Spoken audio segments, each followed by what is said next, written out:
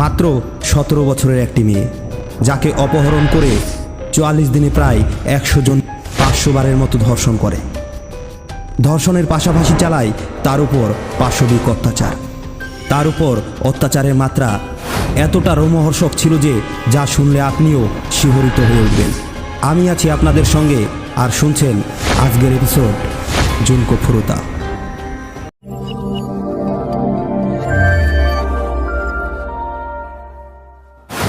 আজ থেকে প্রায় 3 দশক আগেকার কথা। জাপানের সাইতামা প্রিফেকচারের ইয়াশিও মিনামি হাই স্কুলে পড়তো এক কিশোরী।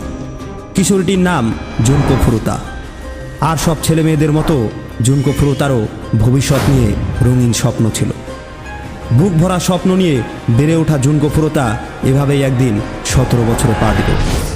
জাপানের সাইতামা প্রদেশের মিস্টোরের উচ্চ বিদ্যালয়ের ছাত্রী জুনকো ফুরুতা দেখতে বেশ সুন্দরী ছিল, আর এজন্য তার প্রতি ছেলেদের আগ্রহ লেগেই থাকত। জুনকো ফুরুতা তৎকালীন সমবয়সীদের মতো ধূমপান বা অ্যালকোহলের কোনো নেশাই করত না।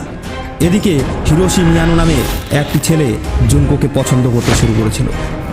ভালোবাসার কথাও একদিন জুনকোকে জানিয়ে দিয়েছিল হিরোশি মিয়ানো। তবে জুনকো হিরোশির প্রস্তাবে রাজি হয়নি, আর তাতেই তার জীবনে নেমে এসেছিল চরম বিপদ। প্রতিশোধ নেওয়ার সিদ্ধান্ত নিয়েছিল হিরোশি। জানা যায় 1988 সালের 25শে নভেম্বর হিরোশি সহ 4 জন কিশোর অপহরণ করে জুনকোকে। তারা জুনকোকে টোকিওর আতাচিতে একটি বাড়িতে নিয়ে যায়। এরা প্রাণের ভয় দেখিয়ে জুনকোকে বাধ্য করে তার বাবা মাকে ফোন করে বলতে যে সে কয়েকজন বন্ধুর সঙ্গে কিছুদিনের জন্য ঘুরতে এসেছে। এরপর শুরু হয় জুনকোর উপর অমানবিক নির্যাতন। তার উপর নির্যাতন এতটাই ভয়াবহ ছিল যে কোনো সুস্থ মস্তিষ্কের মানুষ কোনোদিন চিন্তাও করতে পারবে না। এমনকি কোনো লেখক ভুলেও তার গল্পের কোনো চরিত্রকে এমন নির্যাতনের মুখোমুখি করতে সাহস করবেন না। জুনকোকে 44 দিন আটকে রাখা হয়, আর এই 44 দিন ধরে তার উপর অমানসিক অত্যাচার চলেছিল। তাকে সর্বক্ষণ উলঙ্গ করে রাখা হতো, এবং এই 44 দিনে তাকে 100 জনের বেশি ব্যক্তি 500 বারের মতো নানা উপায়ে ধর্ষণ করেছে। প্রতিদিন মানুষের কল্পনারও বাইরে নানা রকম নির্যাতন করা হতো তার উপর। জুনকোকে এই সময় প্রতিদিন নিয়ম করে পেটানো হতো, এবং বোতল, কাঁচি ও লোহাসহ নানা জিনিস তার যৌনাঙ্গে ঢোকানো হতো। বাধ্য করা হতো জ্যান্ত তেলাপোকা ও নিজের মূত্র পান করার জন্য। তার শরীরের বিভিন্ন জায়গা পুড়িয়ে দেওয়া হয়, এমনকি তার স্তনও কেটে নেওয়া হয়। এখানেই শেষ হয় না অত্যাচারের কাহিনী। তাকে ঝুলিয়ে রেখে বক্সিং ব্যাগ হিসেবে ব্যবহার করা হতো। ঘন্টার পর ঘন্টা ফ্রিজে রেখে দেওয়া হতো। লাইটার দিয়ে চোখের মণি, যৌনাঙ্গ ও ক্লাইটোরিস পুড়িয়ে দেওয়া হয়। সুই দিয়ে শরীরে অসংখ্য ছিদ্র করে দেওয়া হয়। একসময় জুনকো নিঃশ্বাস নিতে পারত না, কারণ নাকে রক্ত জমাট বেঁধে গিয়েছিল। বিভিন্ন অভ্যন্তরীণ রক্তক্ষরণের জন্য তার পাকস্থলী খাবার হজম করতে পারত না, ফলে বমি করে দিত। এই অবস্থায় কার্পেট নোংরা করার জন্য তাকে আরও মারধর করা হতো। অপহরণের 20 দিন পর সুযোগ পেয়ে পুলিশকে ফোন করতে গিয়ে ধরা পড়ে যায় জুনকো। তারপর তার পা আগুন দিয়ে পুরোপুরি পুড়িয়ে দেওয়া হয়। এরপর থেকে সে হাঁটতে পর্যন্ত পারত না, এমনকি হাতও নাড়াতে পারত না, কেননা তার হাড় ভেঙে দেওয়া হয় এবং নখ তুলে নেওয়া হয়। 30 দিনের দিন থেকে জুনকোর মূত্রত্যাগ বন্ধ হয়ে যায়। শেষের দিকে কানেও শুনতে পেত না সে।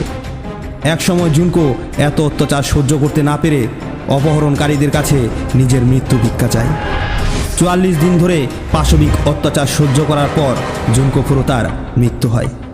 হত্যার অভিযোগের ভয়ে জুনকো ফুরুতার অপহরণকারীরা তার মৃতদেহকে একটি ড্রামে ঢুকিয়ে তা ইট, বালি ও কংক্রিটে ভর্তি করে একটি সিমেন্টের ট্রাকে রেখে দেয়। তারা নিশ্চিত ছিল যে তারা হয়তো কখনোই তাদের অপরাধের জন্য ধরা পড়বে না। ফুরুতার মৃত্যুর 2 সপ্তাহ পর পুলিশ মিয়ানো ও ওগুরাকে সন্দেহজনক আসামি হিসেবে গ্রেপ্তার করে। পুলিশের তদন্ত ও জিজ্ঞাসাবাদে তারা তাদের সেই নির্মম পাশবিক অপরাধের কথা স্বীকার করে, এবং ফুরুতার লাশ কোথায় আছে তাও বলে পুলিশকে। সেই সময় সেই 4 জন যুবকের বয়স 18 বছরের নিচে হওয়ায় পুলিশের হাতে পাহাড় সমান প্রমাণ থাকার পরেও তাদের কাউকে আদালত কঠিন শাস্তি দেয়নি। আদালত হিরোশি মিয়ানোকে 20 বছরের কারাদণ্ড দেয়। শিনজি মিনাতোকে 5 থেকে 9 বছরের কারাদণ্ড দিয়েছিল, জো ওগোরাকে 5 থেকে 10 বছরের কারাদণ্ড দিয়েছিল এবং ইয়াসুশি ওয়াতানাবেকে 5 থেকে 7 বছরের কারাদণ্ড দিয়েছিল। বর্তমানে ফুরোতার 4 খুনেই কারাগারের বাইরে মুক্ত বাতাসে বেঁচে আছে। এখনও জাপানিরা আফসোস করে বলেন, ফুরোতার মামলার সঠিক বিচার হলো না। জাপানিরা মন থেকে চান এমন নৃশংস ঘটনা যেন জাপানের মাটিতে দ্বিতীয়বার না ঘটে। শুধু জাপান কেন, পৃথিবীর কোনো প্রান্তেই এরকম নির্মম ঘটনা কাম্য নয়। ভিডিওটা ভালো লাগলে লাইক এবং সাবস্ক্রাইব করে সঙ্গে থাকুন। আবারও দেখা হচ্ছে আরও একটা নতুন এপিসোড নিয়ে। সকলেই সুস্থ থাকুন, ভালো থাকুন, নমস্কার।